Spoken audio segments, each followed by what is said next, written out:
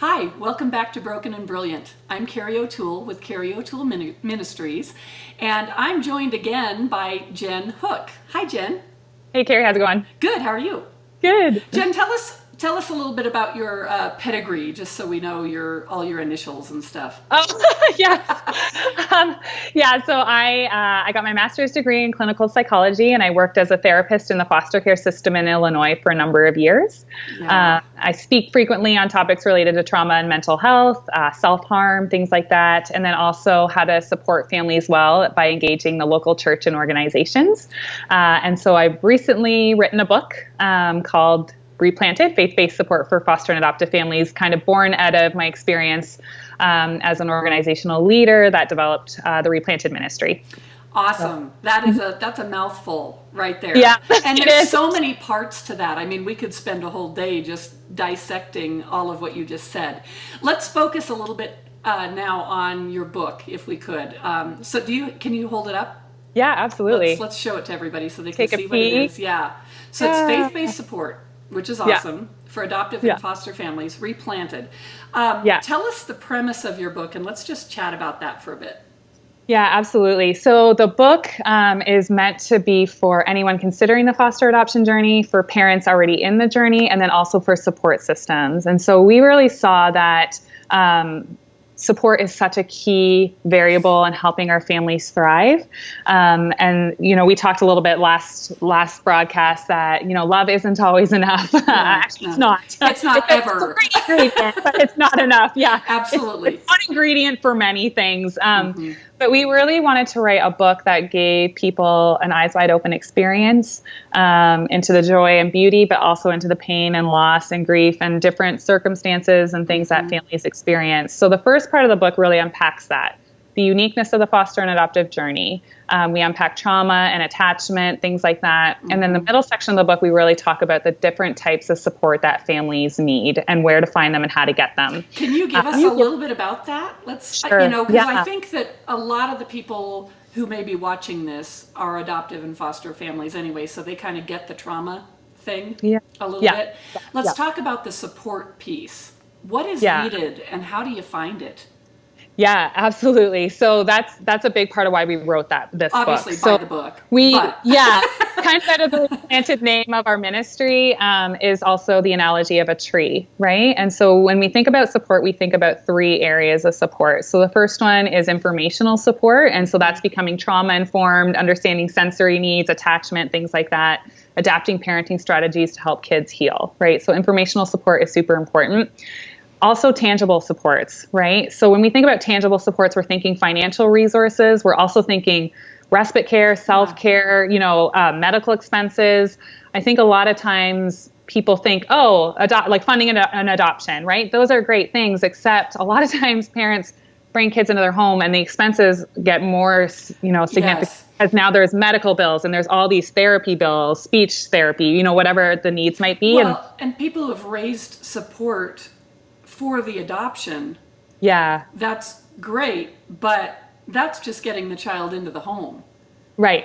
And what are you going to do, if you're financial? I mean, I don't want to discourage adoption at all, but boy, if you're needing to raise support just to get the child home, where's the money going to come from for all of the therapy and the healing? Right. Exactly. And I think that's why we unpack that in the book, because I think sometimes people think they don't think about the expenses once a child comes just into get the them home. Yeah. Right. Yeah. And, foster care too, right? Like a lot of times you'll get a phone call and then all of a sudden you've got a sibling group of 3 in your home and they're all under the age of 4, right? And you don't have any of the items or resources you need. And so there's a lot of extra expenses that can jump in that parents don't always account for. And when you have financial stress as part of your dynamic, that's hard. It's a big thing.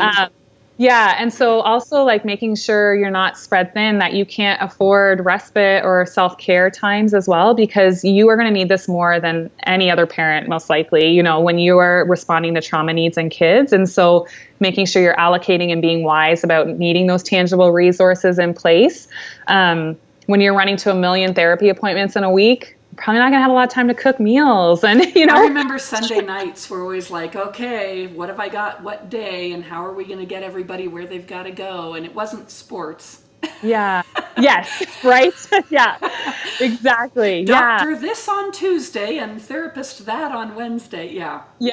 Yeah. Exactly. So intangible resources, we think like, duh, like, of course you need money, right? But I think sometimes that reality, I know a lot of families were blindsided with how much expenses they were involved. And I've heard, of families needing to take out second mortgages on their homes just to be able to pay for everything, right? And so this is a very real area that we need to consider as support for our families. Right. The other area is the emotional, spiritual support. So it's super important to be in relationship with other people who get it, for the parents, but also for the kids, because our kiddos are walking through a very unique experience as well. And they need to be with other kids who are maybe part of a transracial family or been through foster care, who have, are wrestling with like first family stuff. A lot of my kiddos in foster care, when they weren't able to reunify, were trying to reconcile, like, why didn't my parents do what they needed to do to get me back, And so there's this whole layer of emotional stuff. And then also parents, right? There's a lot of times, parents are experiencing PTSD. They're very overwhelmed and spread thin. And so it's so freeing when you can sit in a group of people, share your story, and other people say, me too, or same here. Yes. I understand what you're going through. Something so powerful and freeing about that, where you don't have to justify or explain what you're going through, Right.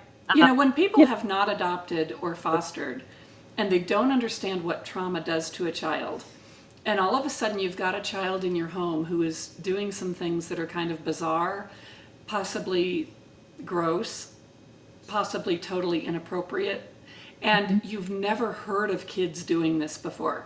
Everyone in your circle, all the friends at school, none of them are traumatized. And so you've never experienced anything like this before. It's scary, and you can feel so alone and you don't know what to do. But when you walk into a group where you can say, has your child ever done this? Yeah. And they can go, yeah, and here's how we deal with that.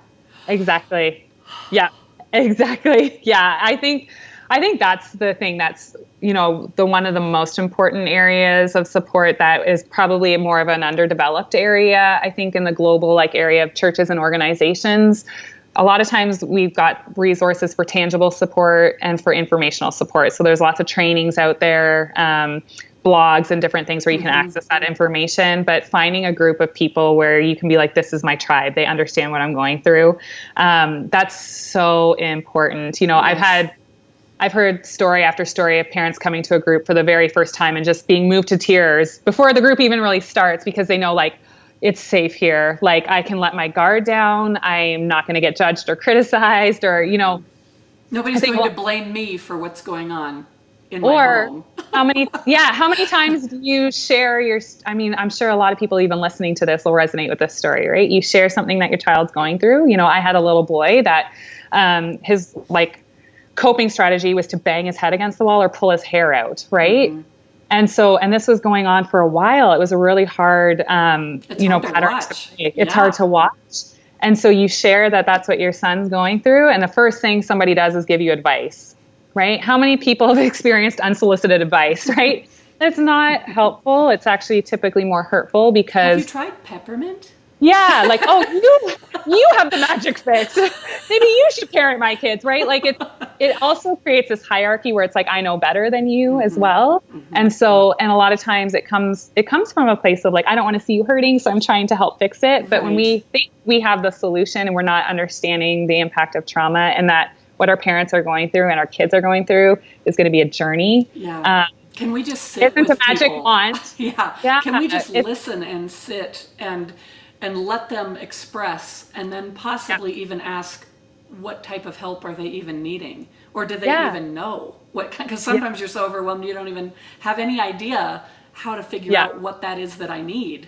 Exactly. Yeah. And I think that's exactly why for our groups that we create that space, right, where it's safe, you can be vulnerable. So and it's very okay, come as you are, and we are going to just be in this with you. We're not going to try to fix it or solve it or, How would people find a group? Yeah, that's a great question. A lot of our groups are full. So we what we really do is we empower local churches and organizations to build groups. So, and we build small groups, and we want these families to connect and commit to a ministry year together for the kids as well, because we know our kids have experienced a lot of abandonment and people coming in and out of their lives. And so we have mentors for our kids that are in the groups as well, and we want them to build relationship with them. So we ask for a ministry year commitment from the families and for the volunteers. But a lot of times there's such a need that we can't even post group availability because they're full before we even start them. So, which is saying there's such a need and there's such a desire for our families to be in relationship with one another. You know, I had one group, we have some groups out on the West Coast, and we were at a conference in March. So I had all our group leaders get together for lunch, and they were just sharing some stories. And one of the leaders said, you know, our group usually meets on the third Friday of the month, but because we were all going to be at this conference, we had to push it back a week. But my son, he's like 7 or 8, knows the group meets on the third Friday.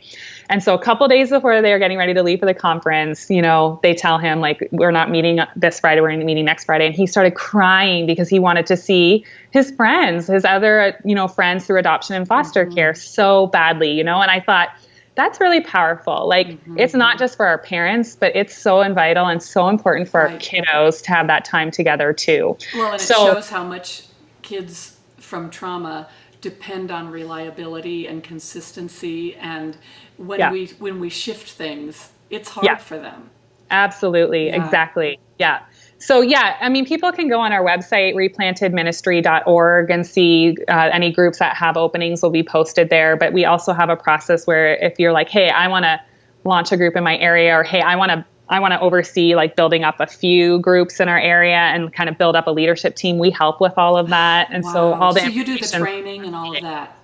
Yeah. So we started back in 2011 in the Chicago area. And that was where we first started our groups. And so we started with 1 and very quickly grew to 10.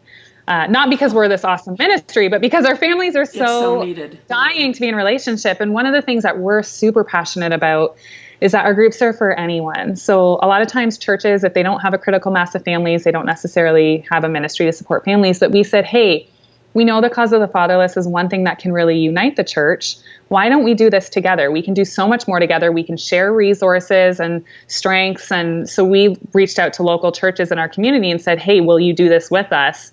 And so very quickly, it's not a denominational thing. It's right. The church. It started through the church I was attending, which is Church of the Resurrection. But we quickly had church like Antioch Church, Life Church, all these churches around us that said, yes, we want to do this with you. And so we were able to launch all these groups. And because the ministry was kind of the shared partnership too, then we had families that were part of different churches coming, finding their friends in these groups that understood them and building these like lifelong relationships. So I see families all the time that met in a Replanted group that are hanging out together, going to field trips or park days or, you know, birthday parties together. And I'm like, that's exactly what we want. We want, if we vanished as a ministry, that our families are still connected because they found people to be in relationship with. And so that's really our heartbeat. So that's what we do. We try to replicate and build what we've done in Chicago and other communities. Yeah. Well, and let's talk a little bit about the conference that you started as well. Yeah, absolutely. So we host an annual conference as well, which is really cool. It was actually founded by Andrew and Michelle Schneidler, who work with Chosen and Dearly Loved now. But they were doing this really cool conference. I would say it's more like a retreat. I think the word conference doesn't do it justice. Well, and that's where we met because we were both speaking. Yes. Exactly. Yeah. So they created this space where it was like their goal was to refresh foster and adoptive caregivers, kinship caregivers, safe family parents, professionals. And so they created this opportunity where families can come in. There's awesome speakers, you know, there's really great informational trainings and breakout sessions, but they didn't want it to just be about that.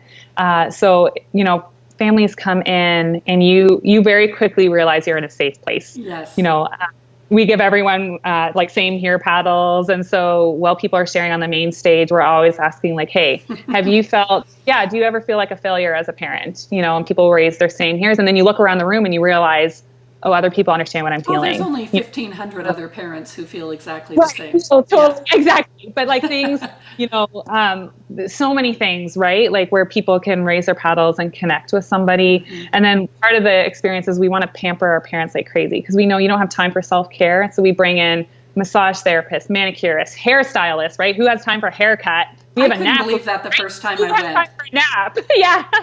So we have all these like opportunities for you to do self-care at the conference. You want to take a nap? Go for it. We've got this nap room for you to do that. Then we have opportunities for you to connect with others on a similar journey. So if you're parenting a child with special needs and you want to talk with and be in relationship with other parents, we have opportunities for you to do that. Well, I remember the first time I saw that they had a workshop for how to do African American hair. Yeah. I was like, that was never my experience, but I thought if I did adopt a child, I would need that. I have no idea how to do that. And how cool is that to just have some of those things that nobody would think about? Exactly. Yeah. And then I think too, like one of the cool things about the experience of the conference is like we want parents, we just want them to feel so loved. We want to like rock the socks off them, right? So we do this thing called No Way Gifts. So we're constantly getting people that contribute, and we launch No Way Gifts into the audience all the time. Like our whole goal with the conference is that every time you go to something that you're just like, no way, I can't believe they're doing this for us. And this too, and this too. And like, oh my goodness, someone just gave me $100. Like what? Yeah. Or an Xbox. I saw people were getting Xboxes. I was like, oh my gosh. Yeah. Those are all things donated by people that are like just wanting to encourage parents. And so we host that conference. You've spoken at it before, but it's and how do they find that? Yeah. So it's called the Replanted Conference. It's in the Chicago area at the end of October, October 24th to 26th. And the only reason I'm not coming this year is because my first grandbaby is due that week. Yeah, I know. Otherwise I'd be there. I know. I totally understand though. But yeah, you can go to replantedconference.org. Also replantedministry.org. There's an option to redirect you to the conference page, but Replanted Conference. And we didn't want finances to be a barrier. So this is a very affordable conference, high quality conference at a really affordable rate. So do you mind saying the rate? Do you have it posted? Yeah, the early bird rate ends June 1st, but it's $65 a person. It's super affordable. I think this is like 2.5 days or what is it? The general conference is 2 full days, and then we have the pre-conference is an optional add-on, and that's October 24th, Thursday. And that's really, so we have 2 pre-conferences that are really great. So one is with Dr. Ira Chasnoff. So anyone that is parenting a child that was substance exposed in utero or impacted by any substances, he is the world-renowned expert. It is a must. This is the guy you want to hear from. He's a doctor. He's done tons of research. He's written the book called Mystery of Risk, and he's doing a full day, and it is a phenomenal training. And so that's for caregivers, also professionals as well. And then we have a Nurturing Your Marriage session on Thursday night. So if you want to come and just, the schoolers, Jane. This takes a toll on a marriage. Yeah. Exactly. So we have the schoolers who are amazing, are coming in. They're going to be doing that.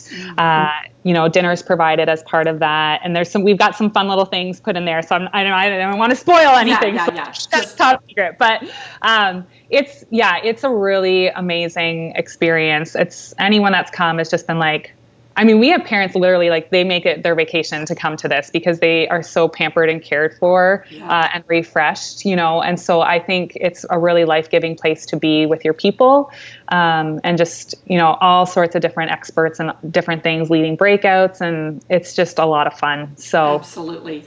And I'm so thankful that we were able to set this up because I've wanted to do this for a while. Yeah. There are just so many adoptive and foster parents. Many do know about these conferences, but I live in Denver and there's nothing out here for that. Yeah. So there's a whole chunk of the country who doesn't know. You don't have to live in Chicago, I flew out there to speak because it's that important for me that message and that these parents have the resources that they need. So if you are a parent, it doesn't matter. You don't have to live near Chicago to go to this conference. Right. Yeah. We have people from all over the U.S. and Canada that come to this. So we have people flying in from Hawaii, to Chicago in the fall. In October, yeah, exactly. But yeah, that's part of the reason, we really want parents to prioritize, like, come to the conference, because this is also a time where we want you to take care of yourself. So get a hotel room, do a mini vacation over the weekend, you know, where you are just getting fed. Make that a priority. But yeah, we have hotels posted, all the travel and things like that posted. Well, and I want to mention also, there is some amazing worship time that's there too. And it's geared for adoptive foster parents. Yeah. It's not just like any other Sunday or whatever.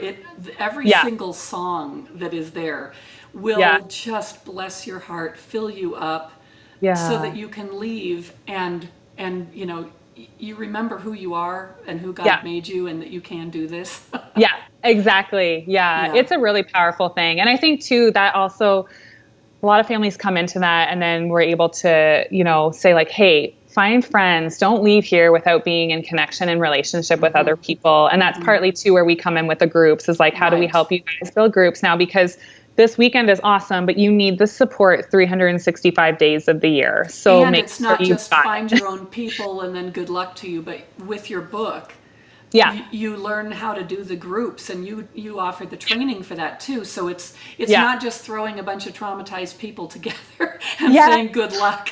Exactly. Yeah. And I think that's what's a cool part of the book too. Like that, the last few chapters really unpack like how to support families. So if you're a person that is a support system or a ministry leader, a church, you know, this book is just as much for you as well. And the last few chapters really unpack like how to provide support at an individual level, at a church and organizational level, what things to consider. We unpack a lot of the how. This book is also filled with like tons of recommendations. So I didn't want people to not know where to go. So we have recommended books, conferences, trainings, all of the resources are in here. Each chapter has discussion questions. So we have, you know, when we talk about, you know, there's a whole chapter on discerning with wisdom, if the foster adoptive parenting journey is for you. And we have a ton of questions to engage the reader with as well as they're making that, you know, as they're in that process. And so it's a highly interactive book. Yeah, you know, so many parents come to me and say, okay, you've kind of seen the dark side, if you will. And if I'm thinking about fostering or adopting, what do I need to know before?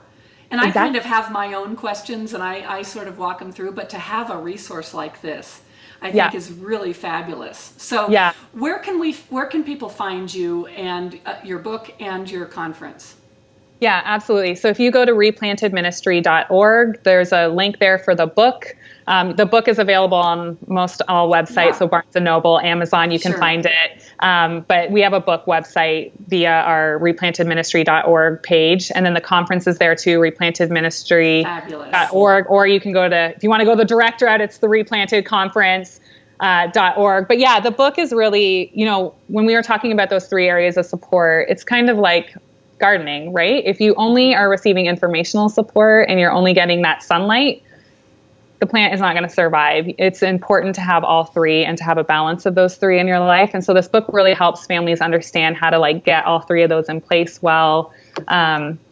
It's filled with lots of stuff. So it sounds like everything I needed but didn't have. So thank you for writing the book. Absolutely. Thank you for the conference, and thank you for all you do. I'm just really, you know, I want to say that from my heart, from adoptive and foster parents. Thank you for the resources, because they're so needed.